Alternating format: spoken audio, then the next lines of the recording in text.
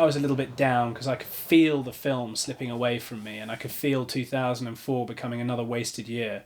And then Terry said, look, I want you to meet these two guys, some friends of mine, Picky and Biggs. They've got an idea for a black gangster film. Me and Pix was talking about doing a film, and he said that he knew somebody that had a film out and that might be able to help us, which was Terry Turbo. And he told us about the two brothers, the Gilby brothers, which was Julian and William. They had a very loose sort of idea for a movie. We all got on pretty well, and they told us some really interesting stories. They told us their idea. We had a conference, it went well. And me and Jules went away, and we just sat down and hammered out a screenplay in about, I suppose, a month, which is pretty quick for us. And we all sort of discussed what was real, what wasn't real. We worked off their idea, we put a lot of our own input into it. They read it, and then we all sat down and worked out a few things. And then we met on a few more occasions, and all of a sudden, we had a film. Basically started off by getting the cast, feeding out to a lot of agents. That gave us a bit of a bargaining tool as far as bringing in the money. We approached a number of music artists through Picky. Picky had a lot of contacts in that respect. And that, again, really reinforced our plight for money. We were determined that we'd do a movie.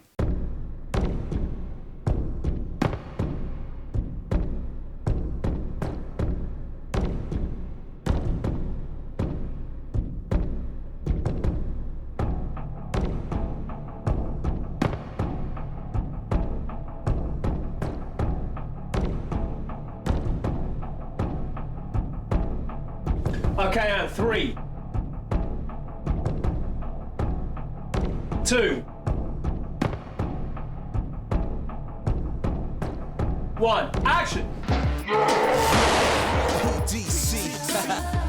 Ever since I was a little kid, I always wanted to be gangster. I don't want to live like this, but this is how you made me. PDC, bang bang, anyway, gang, early. Utterly gutter, I'm gangster. Let's go, let's go.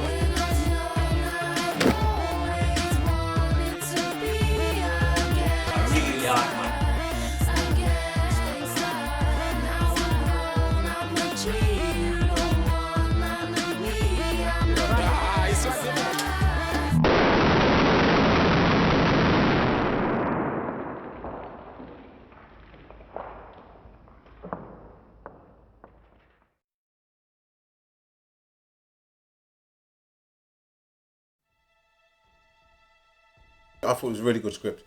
The boys, William and Julian, took me out to dinner, and they spoilt me. And I thought, yeah, I'll have some of that. No, it's a really good script, brilliant part, well written, and I liked it. He actually wanted to play one of the cops. And I said to Robbie, I said, I really want to see you as a villain.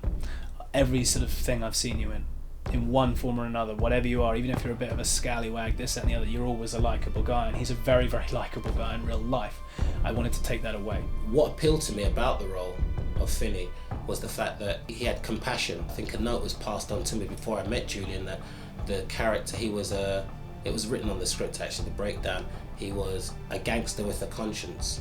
Rolling with the Nines came to me via Julian Gilby, who I'd been in touch with since he made his first, I think it was his first feature, called Reckoning Day, which he sent me, which is a bloodbath.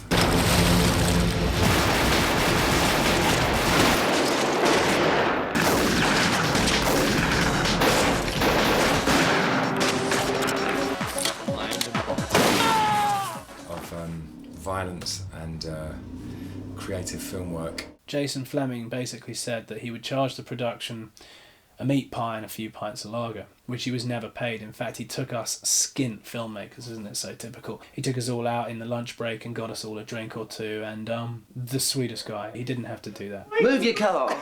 When you're an actor in England, you lay down a lot of seeds with a lot of filmmakers hoping something will come of it, and very, very often, in fact, 9 times out of 10 nothing does come of it, and so we're all really pleased that this is actually going to make it, which is brilliant. But it's Gilby it's down to, the manipulative, tyrannical man that he is. Many, many girls we auditioned to try out for the role of Hope, and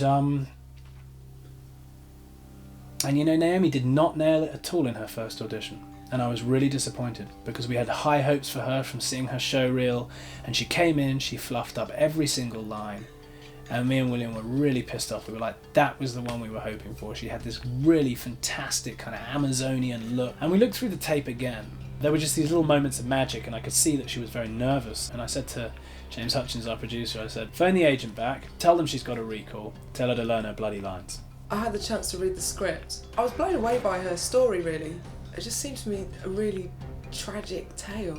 I mean, just the part of a lifetime. And thought, yeah, I'm gonna go for this. She came back for a second audition. She really, really, really nailed it. She smashed it. Rotham owes William a few drinks because there's another actor that completely did what Naomi did. Fell over all his lines, fucked up his first audition, but the boy had potential. Again, he hadn't been in anything. He was very, very nervous. I didn't know the lines. I was late, and I just honestly walked out of there and I thought I would never hear from them again. Stiff phone call to the agent. Get him to stop mucking around with his PlayStation and actually learn the lines and come back in and we'll give him another bash. And they asked me to come back, and I did it again and I nailed it. I'd actually written the role of Andy White for Terry. I knew Terry was going to be in the movie. I wanted to put Terry in a movie since 2002. Would you like me to tell you the specials? When will you be on the menu? Maybe in a couple of weeks. Yeah? Kind of mature. Come and sit here. Come and sit here. I'll give you my order. Come and sit on my neck. Come on. What's the matter? What's wrong? What do you mean I can't do that? I'm not going to do a laughing. I don't love that. What is fucking papouette of sal? What is that? It's just the shape of it. It's like a round shape. Right, okay. Do you do steak and chips or something? No, because all this is bollocks. I don't understand. Yeah, we can do. How would you like your steak cooked? Medium to well. And you got this thing here about AA Wine Awards, yeah? Can I have a glass of Lambisco, please, babe? The boy's a legend. You know, the guy really came from the streets as well. You know, he's had a gun pulled on him. These guys come to the door of the club and they wouldn't be searched. And it was in East London, at the Rex in Stratford. We said, well, if you don't get searched, you don't come in. Simple. And they stood over the road saying they was going to shoot us, they was going to do this, they was going to do that. They're going to come in and ruin the night. And I said to one of the doormen, I said, we're going to have to get rid of them, because if people were walking up the road and then seeing these guys and then walking away, because obviously you don't want to be around if someone starts spraying the club up. So we walked up to them and said, look guys, fucking let's go around the corner if you want to fucking do anything, you know what I mean? And we got around the corner and the guy pulled a gun out on me. But I thought he just pulled out a knife or something, because when he went like that, so I've gone, what are you going to fucking do, And I've gone for him, and my mate's put his hand across me, he goes, he's got a fucking gun. And at that point, everything went, whoa, it was one of them slow-mo shots, all the way. He's, he can have a row, he can handle himself, and he really brought that realism along to the role. I think a lot of that was ingrained in me. It might have just come through when I was doing the character, Who are you working with? Fucking Cop Cam? He's one of the least arrogant, most willing to learn actor ever. He never thinks he knows it all for a second. Takes direction really, really well. You're going to hit no more than here. You're just going to go bang! Okay, right. You have to discipline yourself to stop it. Yeah. Yeah, because you're stopping it because it's hit something. No problem. Yeah? No problem. Is everyone alright? Yeah, we're fine. Sorry, mate. He's going to be a real driving force, I can tell. You can't go round Terry. You can't ignore Terry. The role I had was quite physical in the sense I got to do a lot of running and rolling down hills and specifically rolling into a tree, which hurt a lot. He's jumped off cliffs for me. He's had a dozen fake fights. I think William died 50 times in Reckoning Day. Every time you see a guy with a balaclava fall over in spectacular ways, that's William. The thing is, even if he does whinge and moan, he's my brother, so it's just like, oh, shut up, mate, just do it again, you know what I mean? And he's just like, yeah, okay. There's a lot of running around, did a lot of work with Marvin Campbell, who stunt doubles Baz and played one of the yardies. Marvin came in, and he wasn't necessarily right for the role of Rage, which he auditioned for, but then he just said, oh, listen, I'm a very physical actor, I'm actually, I do a lot of stunt work, and we were like, great, well, we're a very physical team, and we're really into the action thing. Marvin came on board and just did so much for the film. My character in Rollin with the Nines is a police officer. Although he's very focused on solving the crime, he's also has other agendas. He's not a particularly good character. They're interested in solving the case, but at the same time, if certain things come into their possession, like drugs, whatever, what have you, then the characters in this film want to take advantage of that for themselves, Patrick Regis was an extraordinary talent. He came into the audition and he pulled out a plastic gun. I thought it might give him a little shock factor, help them remember my part on the tape and stuff. It's in the lines already, all I have to do is kind of just... Bad people don't think they're bad, mad people don't think they're mad, and the rest of it, just you know, I have a reason for why I'm doing my thing. I think he holds the first third of the film together. He's the entire catalyst for changing Hope's character.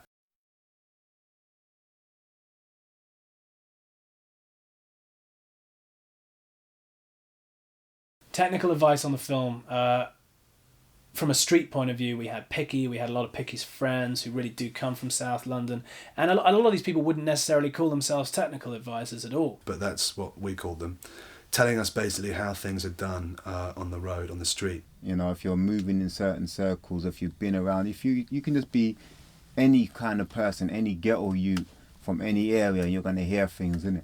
They were able to authenticate everything we were doing, from how you actually even get hit by a Mac-10. Or, you know, how to cut coke, or how to hold a gun, all this sort of stuff. So actually, no, it was really helpful, and I think a lot of the actors responded to that. Whether it's truth or whether it's just ghetto hype, you're going to hear things. A friend of mine, basically, who helped out, who was the armourer on the film, certainly for the police side, he was like the technical weapons advisor, I suppose you'd call him. And he basically just showed me what to do, you know, how to draw the gun, how to fire the gun, how to reload it properly. Because it was important the police look like police and they don't fire guns in the same way as the gangsters, because they've, you know, if you're a policeman, you're given a gun, you spend hours every day shooting down the range and actually learning to do it properly. You know, economy of movement and actual aiming and firing and stuff like that. So he took me aside and showed me how to do all that, which was actually, you know, it's great fun. Firing off blanks and messing around with shotguns and stuff like that.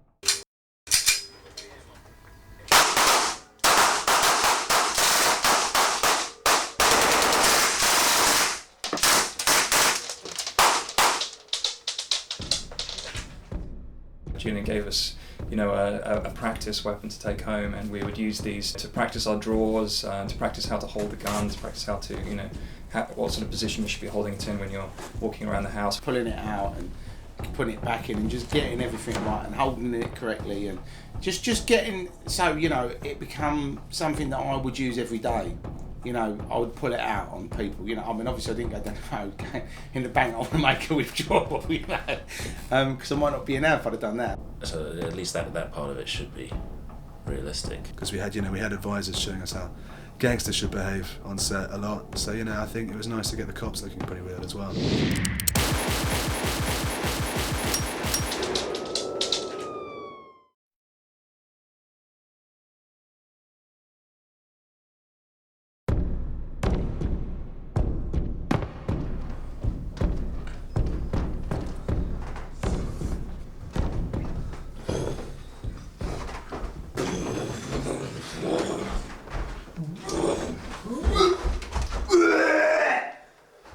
Explain to the audience. I have just been sick as the character of Newman because there are 2 freshly chopped up corpses in the bathtub, not to mention blood, limbs, hair, body parts, awash with blood. This room is meant to represent hell, quite literally.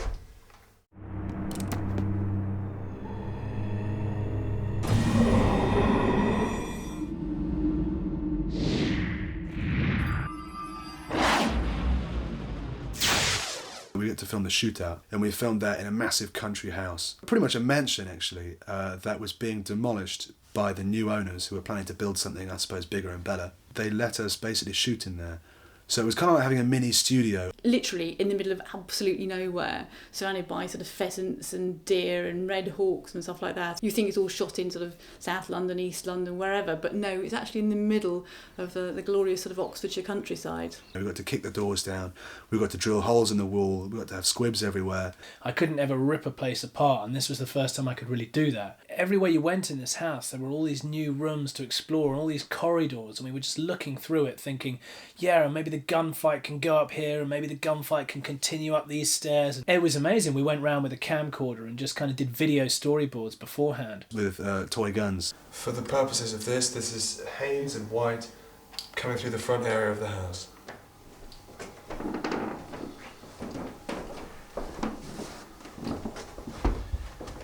Kick. Point. Room clear. Bada bada bada bada bada bada bada bada bada bada bada. Camera is no longer a yardie, it comes down here. Whoa. Okay, well, let's get across to the bits. Bang, bang, bang, bang. You've shot him, go forward. Okay, slower. Okay. Yes, good. Now shoot the stairs. Bang, Bam, bam, bam. Bang. Police, stop him!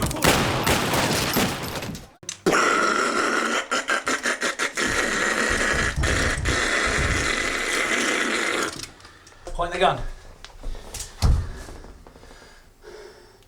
Okay, come forward.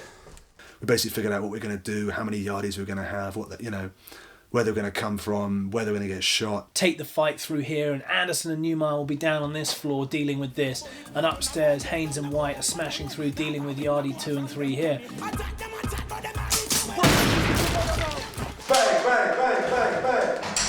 I am Newmeyer, and I've just shot the machete-wielding Yardie who's about to attack Anderson in the head. Bang! I move in. Carnage, watch out. Stay on the fucking floor! On the floor! Fast down, you cunt! I'm playing Andy White, a maverick police detective who doesn't play by the rules. And here I'm interrogating Carnage with a frying pan. Wham, wham, while Newmeyer and Haynes are searching the house. Sold any guns in the last couple of days? Where are the guns? Where are they?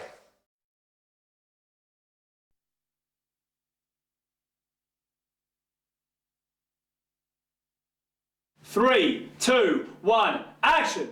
Trying to schedule this film was very difficult around actor schedules because we wanted to get some good actors, and trying to get them on short notice on certain schedules was very difficult, so we had to accommodate that and work around it. So we all thought it would be very clever to start off with a week of night shoots. It was incredibly difficult. We were filming in three different locations. People didn't know what they were doing. They were still getting used to the kit, getting used to each other. Our producer, James Hutchins, I think went for something like 3 days without sleep. A lot of sleepless days and nights. One stage, Claire and I are both working 52 hours on the trot. It gets to a point where people just working as zombies. But we did get some very, very good stuff out of that. When I tell her to jump, she better ask me how high. Start a beef with me. There's going to be one winner. Can't pass me the split, blood. My first day, which was actually my shooting scene where I get shot, and I can safely say I've never been taken through being shot so many times by so many different people that had allegedly either been shot or seen someone shot. So that was an experience, but at least I know how to die. And 3, 2, 1, bang! The technical advice on set really helped. I mean, I've never been shot in the back with a Mac-10. And that's not like, feel the first one, like, when it hits you, it fucking hits you. So feel like you're getting hit in your back. It's not gonna take you off your feet, but it's like 2 jerks and then drop off. Having like a so-called gangster on set showing me like how it works when you get shot in the back and how it's happened to his mates and stuff. And I obviously wasn't doing it right the first take, so he showed me with a couple of hard hits on the back. I've done squibs before, not so many, silly little ones, legs, arms, but never kind of body. And having people kind of, with your life in their hands. We're going to go over to Lambeth and get some skits and bust some crystal.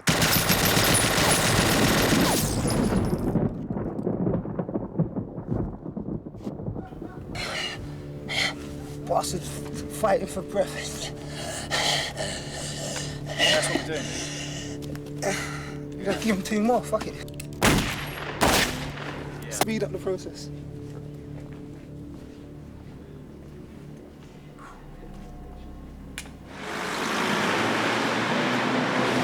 That is my car, my pride and joy. Well, not technically my pride and joy, it's a piece of shit, but nonetheless it is my car. And it is actually presently clamped, thanks to James and his parking measures, which weren't... Yeah, so it's my car clamped, that's 115 quid. It's only 11:30 in the morning, let's see where it goes from here, eh?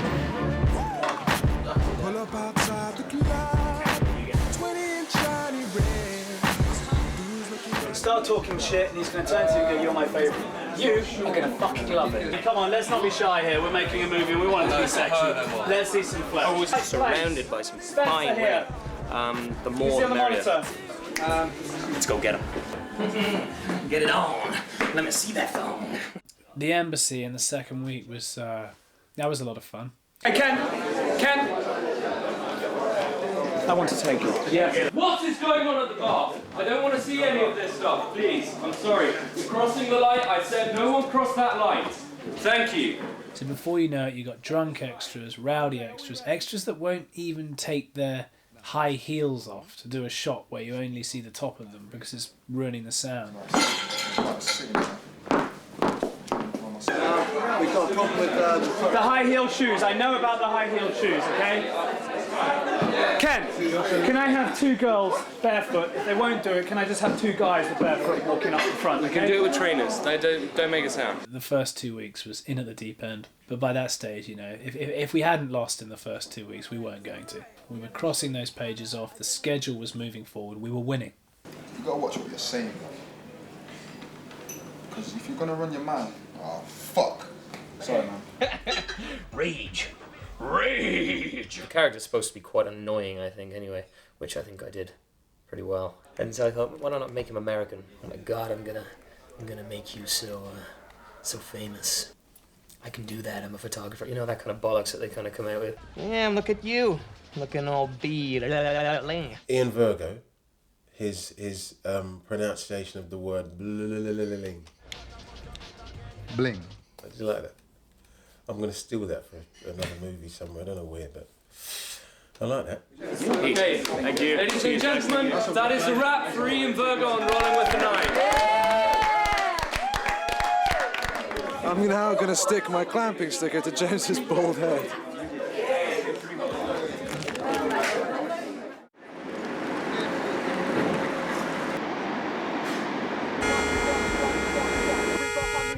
What, you gonna lean on that horn all night, mate? What? Beep, beep. You gonna lean on that fucking horn all night, mate? Here to stay, so don't play. Cause they deal with gangster shit like every day. Can't shoot shit though. The Wing Chun freestyle Thai boxing mixed it all together. Don't get twisted. Can't fight. I just started to read the books. I could do the pictures. Picky, yes, a technical advisor. We had a coffee, we sat there. He didn't say much to me, he just, you know, carried on drinking. Looked at Julian, carried on speaking, not saying anything to me. He looked at me and thought, he's too nice to play this character. You know, I have that a lot. Even one of my agents at the time said, no, you can't play Temper, you're too nice, and you're too this, and you're too that. And I thought, okay, cool. He changed his mind. I feel like I've come back to life, you know? Walking Dead, innit? One for you, and just in case you finish that one. For Simon Webb. I ain't no alcoholic either, yeah? The vehicle that I was picked up in each morning for the movie was William Gilby's vehicle. Talk about pimp my ride, this car.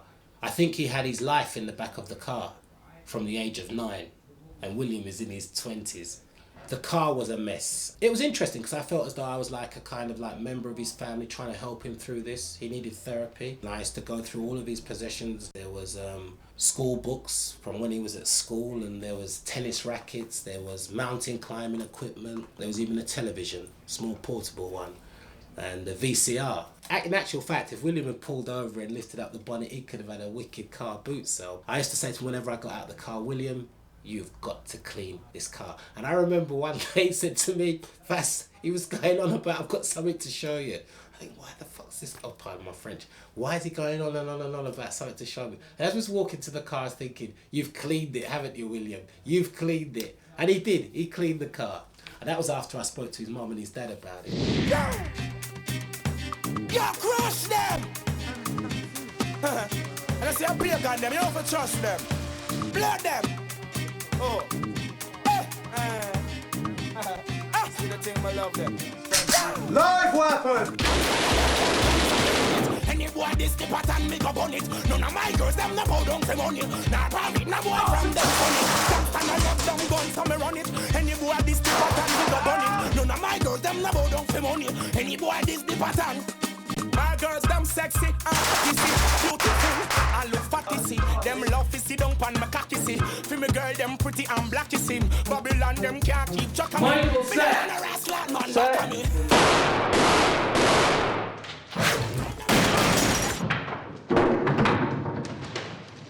3, 2, 1, action! Bang, bang! Yes! Would you like to go on and off? Smack, drag, Ah!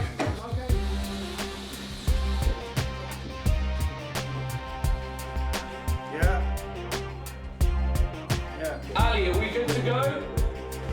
Bang, bang!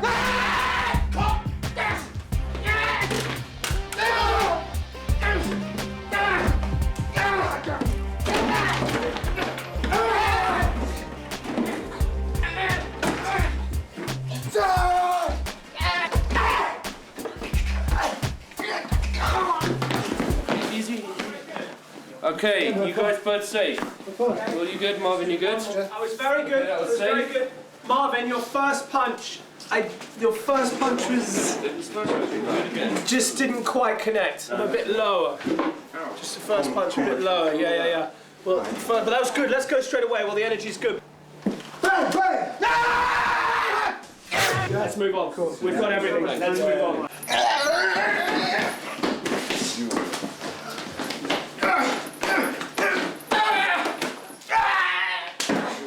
Marvin set. I'm set. We're all set. Yeah, man, yeah. And 3, 2, 1, action!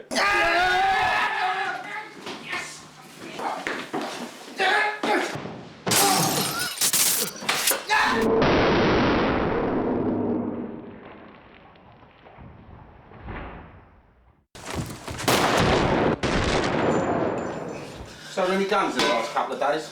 No, what a pussy cloud, yeah. Sorry, mate. Sorry. You can miss him by a foot. No, but I didn't. Do you know what? It's because I'm right-handed. You sold any guns in the last couple of days? No, the bloke like that shot bald. Bang! I asked you a fucking question. Now fucking answer me. What the bomber cloud you on? Is everyone all right? Yeah, we're fine. Sorry, mate. Do you know what? There's a bounce on that. Harry, keep hold of it, yeah? No, because I hit that and it just fucking went wild.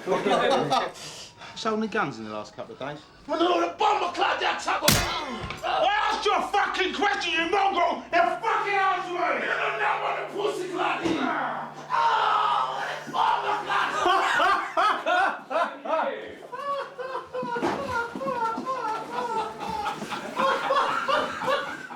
It's quite expensive to get into London and to park about 9 or 10 vehicles, and you've got to get permission from the council, you've got to do this. So we actually ended up doing a lot of shooting in Slough. We're down in Slough, yeah, west side. With a man like Ricky Gervais, yeah? Slough. Yeah, Slough, yo man. You know, Slough, London, you shoot it the right way, no one's ever going to know. And it just was incredibly convenient. I mean, there's some, there's trying to frame Windsor Castle out of certain shots. Oh my god. Oh. You've got to respect a guy that can put a whole fist in her mouth. I kind of suspected that, as I've done quite a few very, very low budget, micro budget movies, it's always best to bring your own clothes just in case, you know. And when I turned up, there was a kind of Officer Krupke policeman's uniform. I'm the head of Trident, stop laughing. Right, okay, let's go sort. What about just in my shirt without all the silly... I mean, all I've got is like my gear and it looks... Yeah, wear your gear. Very quickly, Julian decided that I was playing clothes. No way. He's plain clothes. Behind the desk and shot like that.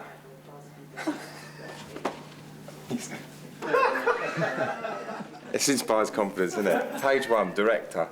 Laugh hysterically at actor before he gets them. Can we just put him in a shirt? He's going to be sitting behind the desk. It's rare that you actually get a director who actually tells you how to do your performance and stops you doing what you usually do. You know, we've all got safety nets which we can knock out 10 to a penny. And Julian, you know, he knows exactly what he wants. You know, I'd rather have a director who directs me as an actor and director relationship, you know, rather than one who thinks everything I do is terrific. Because I've got my mum for that. Cut. Straight away. It's not funny. Just get ready, okay? We finish Tuesday next week, 21st of December, and then we take a break for Christmas. But so far it went really, really well. Everybody's happy. We're getting into it, and we're having a good time, and we can't wait to return in January. Boom. Try and grab it. Okay, let's go for a take actually, Vaz, because it's beautiful. 3, 2, 1, action!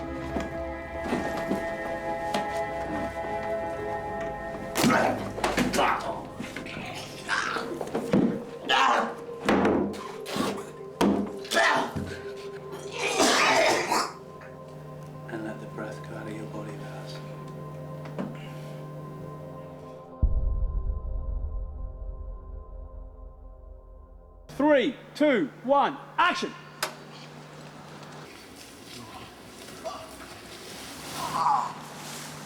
Our grip, Andy, we call him the dancing grip, because I think he's the most rhythmic grip ever. I mean, his grip who plays the saxophone and can sing, and he's completely into the project. He's never time watches. He's really there for the love of, finishing the movie, and he's very artistic. We call him a choreographer of movement. He loves that. 20-yard burst, if that's good for you technically, and you can get the stuff in, then we're good with that. We can do that. But if it's 75 to like 50 yards, it's very hard work. In mud. Just think of it this way, you're getting fresh air and a gym class, and you're making a film all in one.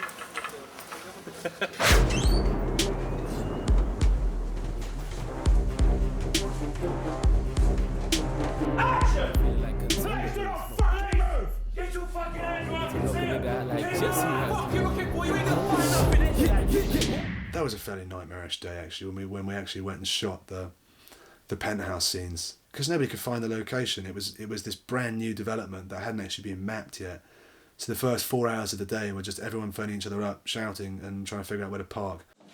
The production manager's life is not everyone. I'm going to do a special feature entitled Claire's Straws. Since I'm not producing a film on a low budget. Can you ask me on a better day? It's just before Christmas, and here we are. And we got our set done up here. And this was, of course, used in the shootout, the Yardie shootout. It was grimy, full of smoke. Yeah, so this has all actually been set up today. And it's great, isn't it? Yeah, it's amazing. The point in the film, I think, where she loses complete emotion, she becomes devoid of emotion, is when she's raped. Action.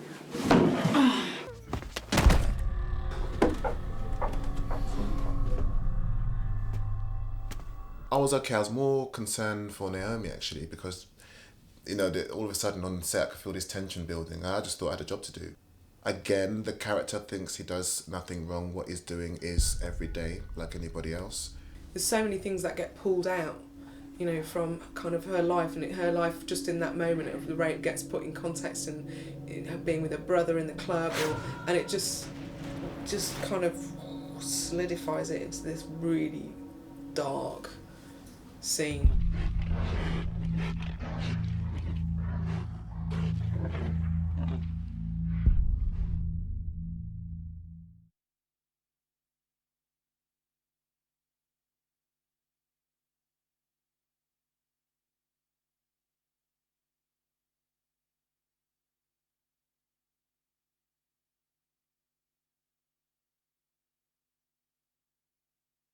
I love thee, Lord Jesus. Look down from the sky and stay by my bedside till morning is mine. Be near me, Lord Jesus. I ask thee to stay. Our cousin Ed, who we're very, very close to, he's one of our best mates, he was in Sri Lanka on a surfing holiday.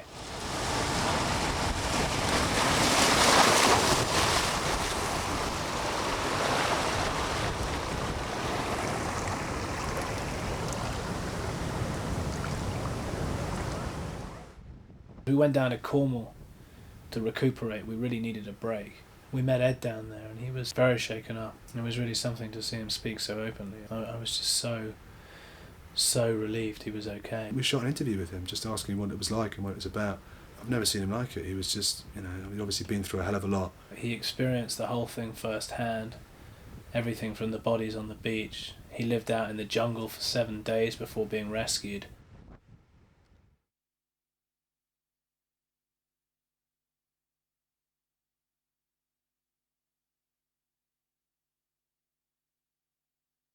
As I ran through, I was followed by this sort of jet of water, and we were grabbing hold of these sort of uprights, which must have been the sort of front of a shop. And I thought, fuck, I'm gonna die am I going to go away with this torrent of water, or am I going to lose my flip-flops? That's what I was thinking about.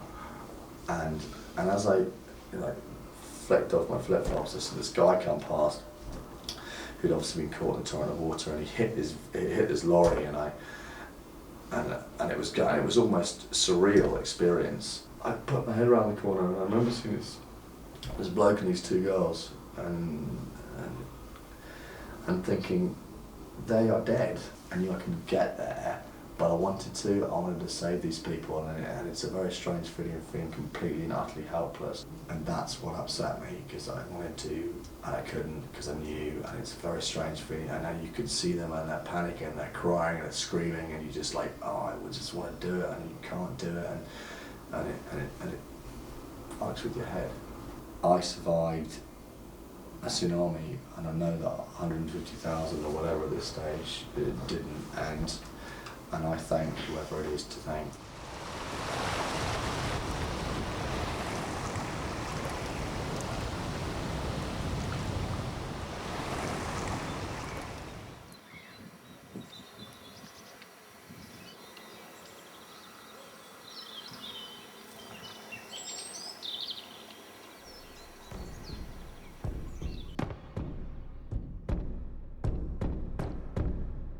I just wanted to ask you what you turn the microphone off, you can. I've turned it on, you dickhead. It says off at the bottom. Yeah, the microphone's, don't worry about that. It's an external microphone. It's an external microphone, I swear. Look at me.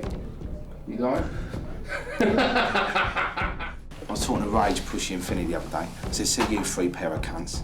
You're like a fucking quiet boy compared to me. You're like fucking Ali Jones, you are.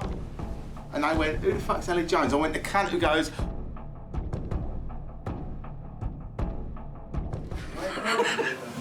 yeah.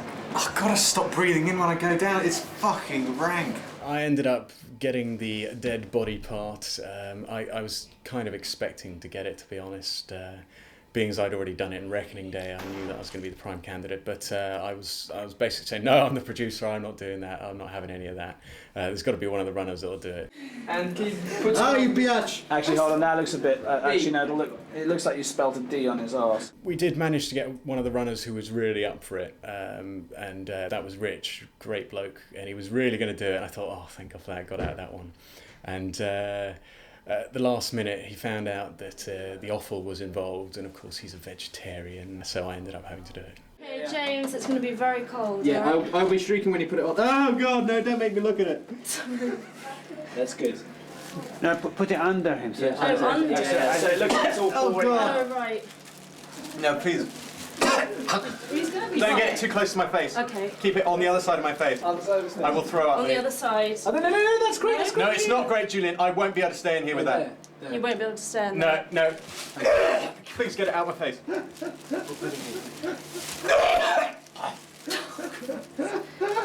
That's fine. That's fine.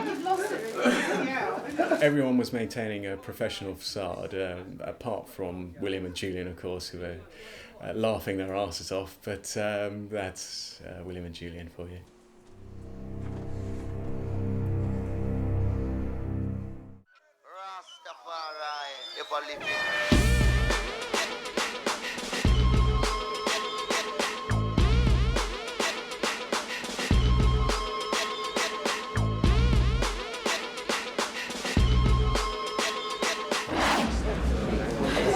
You did so much there.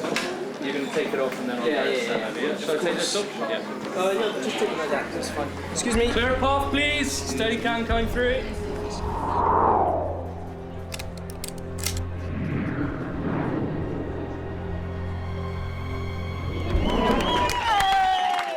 Thank you. But, We said the producer and director. and we got something a little better here. Thank you. That's for the wife and kids. Thank you. Thank you, Robbie. Thank you. Thank you. Thank you.